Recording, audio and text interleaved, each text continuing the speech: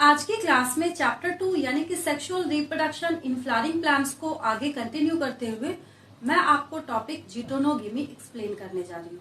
ठीक है, पॉलिनेशन का ये एक ऐसा काइंड है, ऐसा टाइप है और ऐसा प्रकार है जिसमें स्टूडेंट्स को सबसे ज्यादा कंफ्यूजन्स आती हैं।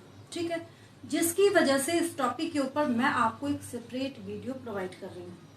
अब पॉलिनेशन के चाहे आपको किसी भी टाइप को लिखना हो, डिफाइन करना हो या फिर समझना हो, ठीक है, वहां पे एक चीज तो कॉमन है कि सब में क्या होना है, transfer of pollen grains from the anther to the stigma. But अब वहां पे किस फ्लावर से किस फ्लावर तक इसको जाना है, मतलब पॉलिन ग्रेन्स को अपनी जर्नी कंप्लीट करनी है। ठीक है, उसके बेसिस पे पॉलिनेशन के काइंड्स को कैटेगराइज किया गया है। आपको सिंपल सी बात आ गई होगी समझ में। तो यहाँ पे क्या है, मतलब जिटोनोगेमी के केस में क्या है, यहाँ पे जो पॉलिन ग्रेन्स ट्रांसफर होंगे वो सेम प्लांट, कोई अगर सेम प्लांट है, ठीक है, इसी के ऊपर बहुत सारे फ्लावर्स होते हैं, तो किसी एक फ्लावर से निकल के किसी दूसरे फ्लावर पे पॉलिन ग्रेन्स लैंड करेंगे। ये क्या हो जाएगा, ये जिटोनोगेमी हो जाएगा। ठीक है, अब कंफ्यूजन कहाँ आती है वो मैं एक्सप्लेन करूंगी आपको। तो इसकी डेफिनेशन को आपको कैसे लिखना, उसको रटना नहीं है, सिंपल सी चीज जो कॉमन है पहले आप वो मेंशन कर लीजिए। That is transfer of pollen grains from the anther to the stigma of another flower of the same plant. ये कीवर्ड है इसका, कौन सा, another flower of the same plant. ठीक है, सेम प्लांट का मतलब है कि एक ही प्लांट है, उस पर बहुत सारे फ्लावर्स होते हैं।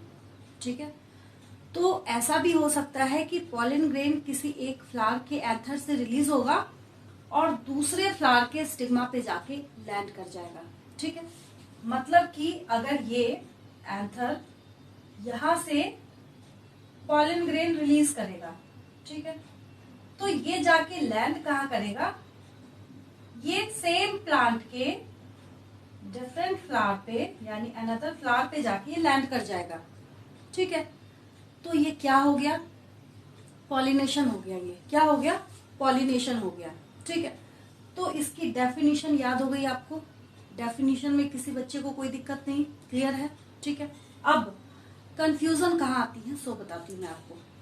अगर आपसे क्वेश्चन पूछा जाता है कि जेनेटिकली ये क्या होंगे, मतलब जेनेटिकली अगर वहां पे बात की जाती है, जेनेटिकली के रिगार्डिंग अगर इसके बारे में पूछा जाता है, तो ये कंप्लीट ऑटोगेमी है।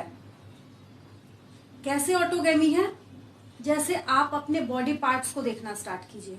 आपके हेयर्स में जो डीएनए होगा वही डीएनए आपकी बॉडी के दूसरे पार्ट्स के सेल में भी होगा, जेनेटिकली सिमिलर है। अब ये प्लांट तो सेम है ना, प्लांट क्या है यहाँ पे, सेम है। तो एक कंफ्यूजन क्लियर हो गई आपकी कि जब इसको कैसे देखा जाता है कि जेनेटिकली क्या है, ये कैसे देखा जाता है कि एग्जैक्टली जेनेटिकली है क्या ये, तो ये कंप्लीटली सेल्फ पॉलिनेशन यानी ऑटोगेमी निकल के यहाँ पे सामने आता है। बट जब फंक्शनली या इकोलॉजिकली की बात करते हैं हम, तो ऐसा भी हो सकता है कि जो यहाँ से पॉलिन ग्रेन रिलीज होके जा रहा है डिफरेंट फ्लावर तक, उसको किसी दूसरे एजेंट की रिक्वायरमेंट हो या किसी दूसरे एजेंट के थ्रू भी जा सकता है। इसने कॉपीराइट नहीं लेके रखा हुआ यहाँ पे कि ऐसा भी हो सकता है कि यहाँ से रिलीज हुआ और abiotic factor such as wind के थ्रू ये यहाँ से यहाँ चला गया। ठीक है, ऐसा भी हो सकता है, या फिर कोई दूसरा एजेंट भी हो सकता है। ठीक है, बट वहां पे क्या है, पॉलिनेटिंग एजेंट की रिक्वायरमेंट हो रही है। और ऐसा जब टाइप हम पॉलिनेशन देखना स्टार्ट करते हैं तो फंक्शनली हम उसको ऐसा समझते हैं कि दैट इज क्रॉस पॉलिनेशन।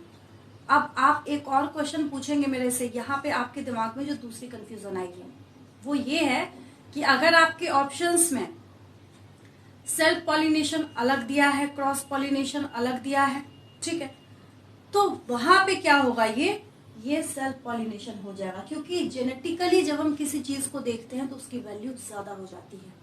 ठीक है, तो जेनेटिकली क्या है, ये ऑटोगेमी के सिमिलर है, बिल्कुल वैसा ही है यहाँ पे, क्योंकि क्या है यहाँ पे जेनेटिक सिमिलैरिटीज है, ठीक है। बट फंक्शनली या फिर इकोलॉजिकल पॉइंट ऑफ व्यू से जब आप इसको देखना स्टार्ट करेंगे, तो क्योंकि इसको यहाँ पे different kinds of pollinating agents की रिक्वायरमेंट हो सकती है और बहुत सारे पॉलिनेटिंग एजेंट्स यहाँ पे इन्वॉल्व होंगे, तो जिसकी वजह से इसको क्या समझा जाता है कि क्रॉस पॉलिनेशन ये है, ठीक है। तो फंक्शनली ये क्या है, इट इज क्रॉस पॉलिनेशन या फिर it is referred as cross pollination. तो आसान हो गया आपके लिए यहाँ पे, और आपकी सारी कंफ्यूजन्स आज के डे में क्लियर हो गई होंगी, क्योंकि इसका जो प्रिमिटिव टाइप है, मतलब इसका जो प्रीवियस पहले वाला टाइप है दैट इज ऑटोगेमी, वो तो बिल्कुल प्योर फॉर्म है, उसमें तो कहीं कोई दिक्कत ही नहीं है, ठीक है। अब जीनोगेमी जो कि मैं नेक्स्ट क्लास में आपको एक्सप्लेन करूंगी, वो तो टोटली डिफरेंट है इससे। हाँ, बीच में कौन फंस गया, बीच में जाके फंसता है यहाँ पे जीटोनोगेमी, जिसमें स्टूडेंट्स को बहुत ज्यादा कंफ्यूजन्स आती हैं क्वेश्चंस को करने में। तो आज के बाद से इसके रिगार्डिंग किसी भी क्वेश्चन को करने में आपको कभी कोई डाउट्स नहीं आएंगे, ठीक है। आज के लिए इतना ही, मिलती हूँ आपसे नेक्स्ट वीडियो में एक और इंटरेस्टिंग टॉपिक के साथ। Thank you for watching.